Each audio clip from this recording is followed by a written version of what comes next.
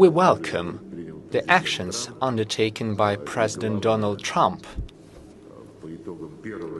And most importantly, after the first phase of his initiative, the hostages were released and the bodies were returned to be buried in accordance with the religious traditions.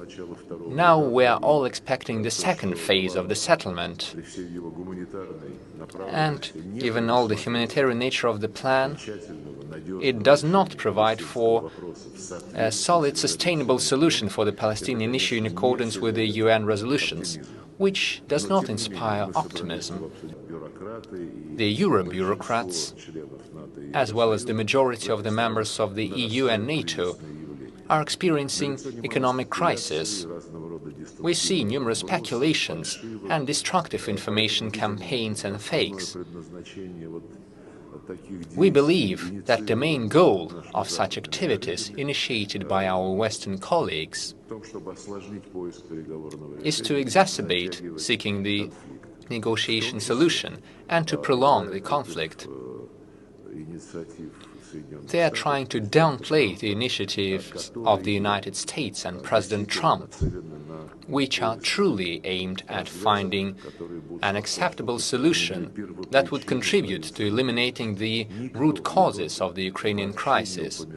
No one in Europe even mentions the root causes.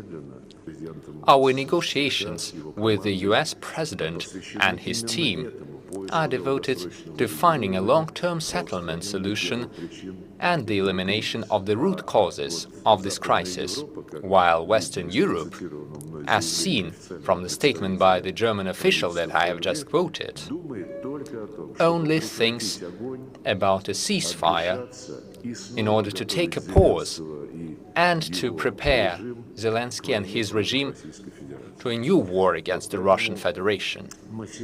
Share the most recent piece of news with you. As reported, there have been contacts on the phone between President Trump, President Macron, Prime Minister Starmer, as well as Friedrich Merz. The official representative of the German government, a certain Mr. Cornelius, is making a public statement saying that the four heads of state and governments have discussed the ongoing negotiations regarding the ceasefire in Ukraine. Only a ceasefire. Europe is not concerned with anything else, while Russia insists that we need to achieve a package deal on a sustainable, long-term peace with security guarantees for all the involved parties. Once again, that under the Biden administration, it was the United States that became the main sponsor of the Kiev regime, and after the violent coup d'etat in February 2014, the well-known Madam Victoria Nuland, then Deputy Secretary of State, speaking in the Senate, was proud to say that Ukraine is going through the right process, and this is why the US had invested $5 billion into the country, which, according to her, was the right decision in order to support the trends that they called a feast of democracy, but in essence it was just a coup d'etat, a putsch.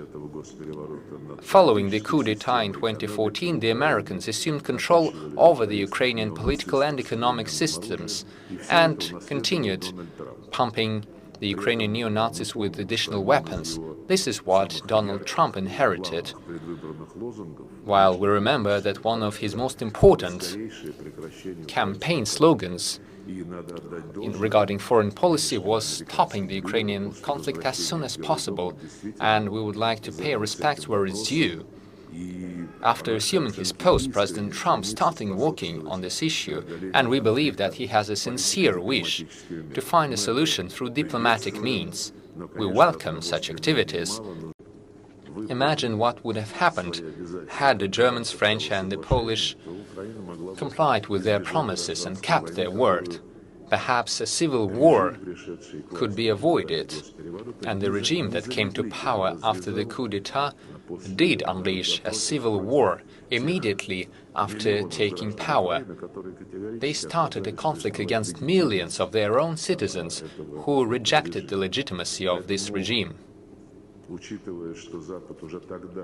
Keeping in mind that back then, 11 or almost 12 years ago, the West refused to keep its promises, we have yet another answer showing the sincerity of the Western leaders to find a solution, of which there was none. Most importantly, until the very end, Russia was preferring the diplomatic solution.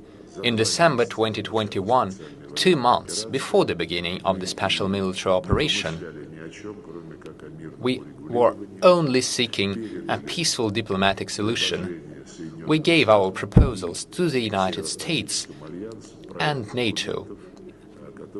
This was a draft package of documents aimed at finding security guarantees on our Western track, and we suggested signing the legally binding agreements. However, the Americans and NATO rejected our proposals.